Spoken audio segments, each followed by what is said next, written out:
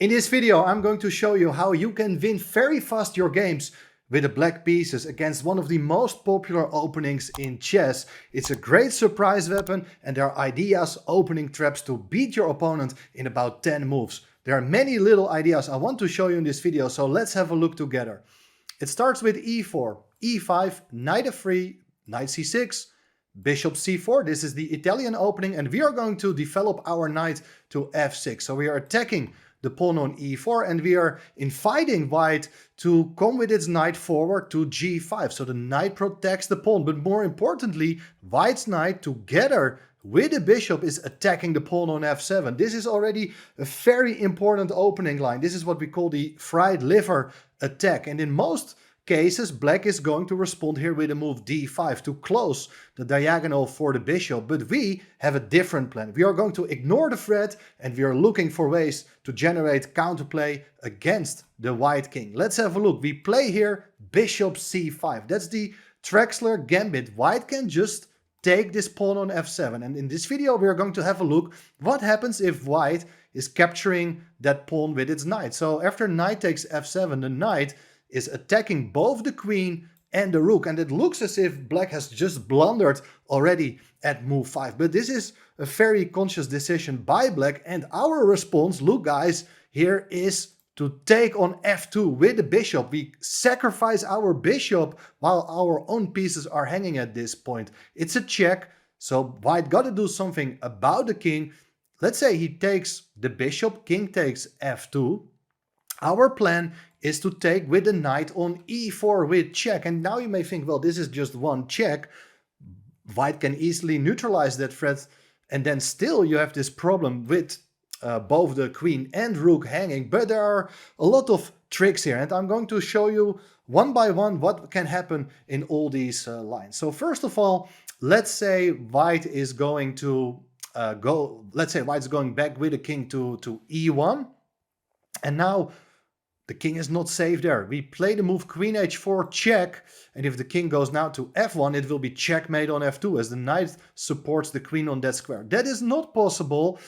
Instead, you can try to block the check with your pawn, but then it's knight takes g3, and there's a big problem because we are removing a very important pawn to cover the white king, and after pawn takes knight, there is queen takes h1, capturing the rook with check. Now if the king goes away, we can give another check with our knight, and the king can no longer keep the queen defended. After king e3, we capture the queen on d1, and this is game over. If we go back a couple of moves, after queen takes rook check, white can cover the check by going back with its bishop to f1, but now a very spectacular move. Rather than taking the knight on f7 with the king, we are going to castle kingside, bringing our king into safety, and at the same time we are intending to take with the knight with the rook the knight on f7, and after that the rook will join the attack against the white king. So this is already looking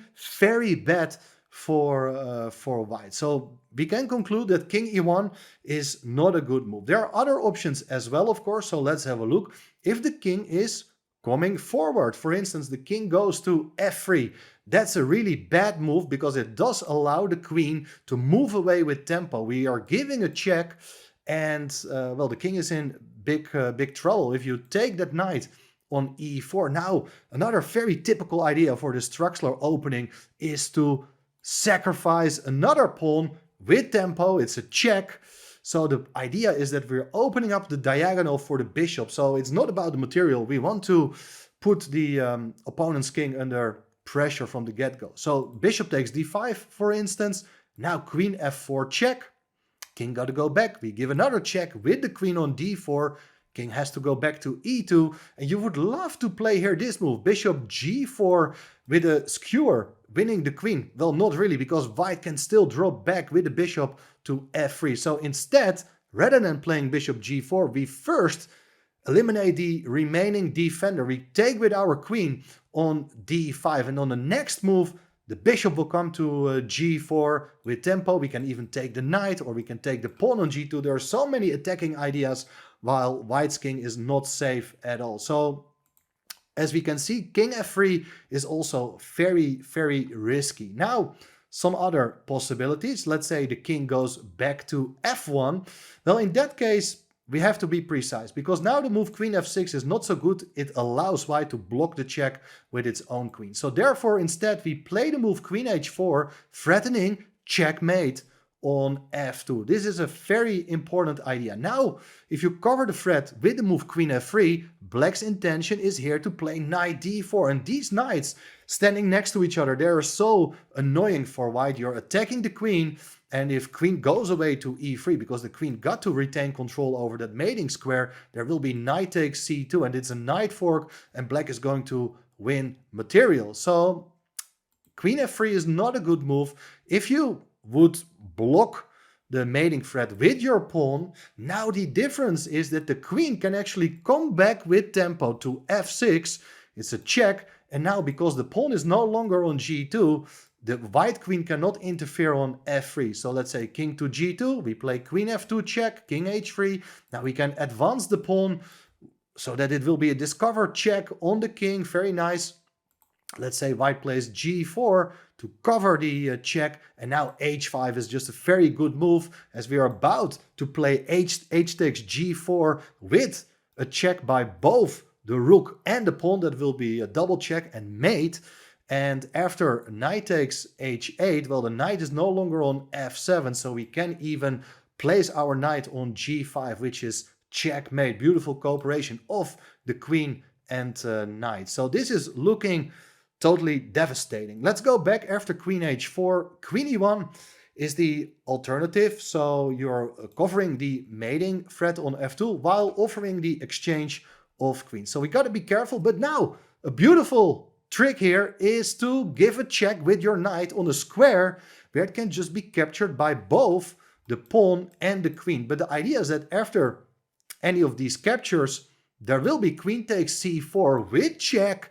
After solving the check, you take the knight on f7 with your queen, and we can see that black is a pawn up with a nice initiative. So this is just a very nice game for black. So let's go back. King f1 is also not a good move, and the two main moves we have to discuss are king to g1 and king to e3. And I should also add that a move like king e2 is possible here, but it's not a good move because it runs into knight d4 with check. If the king goes to d3, well, then there's another knight fork on f2, winning the queen. And if you have to go to e3, well, then you may realize that the king could also have gone to e3 in one go. So after queen h4, we get a position we are going to discuss very soon, with the knight already being placed on d4 instead of c6. So let's have a look at that line. What happens if white plays the move king to e3? As I said, we will play the move queen h4, and this is very serious, guys, because there are a lot of ideas, including a check on f2 or maybe on f4. Let me show you what happens if white takes that rook in the corner. That runs into queen f4 check, and after king e2, we give another check on f2. King goes to d3, and now we give a knight check on b4. The king can't go anywhere apart from capturing the knight on e4, but that allows the mating pattern with the queen, while the knight covers both the d5 and the d3 square.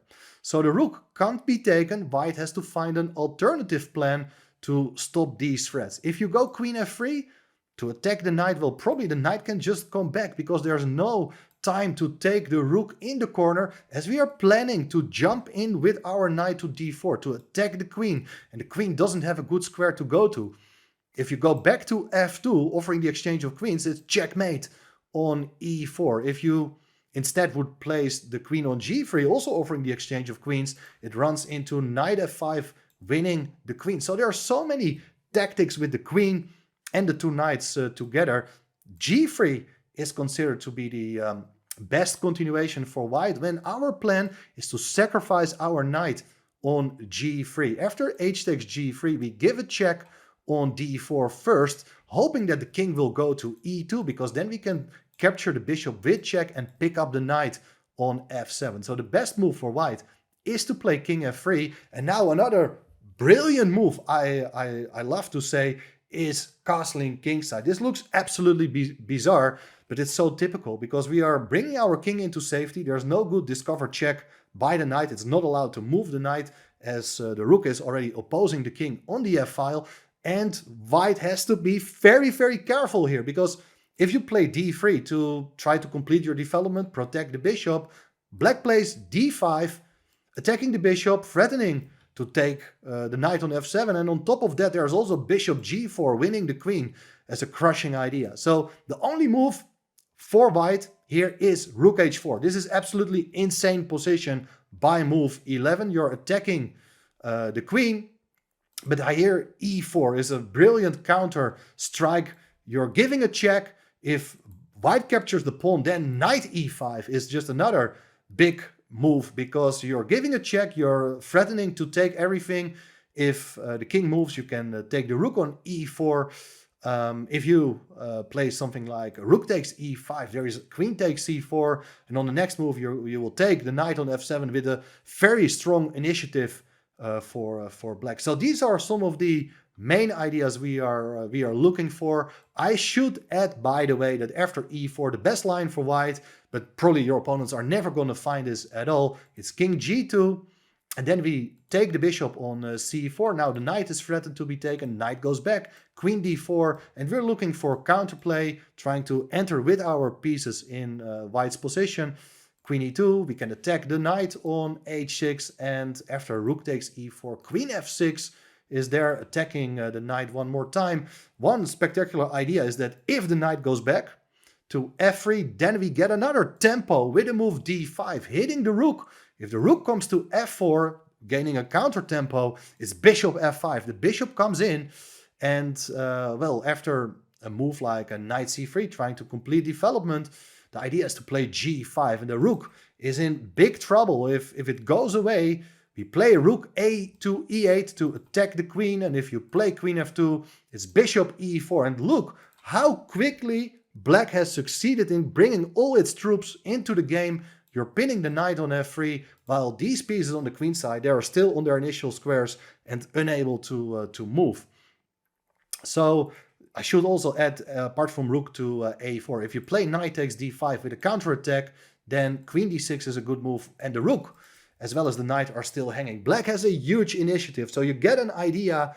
Black wants to develop with tempo, to impose threats on the opponent's pieces. It's incredibly risky. Now, let's go to a somewhat safer continuation for white, as after this move knight takes e4, there is king to g1, and we are bringing our queen to h4 once again. This is very easy to remember.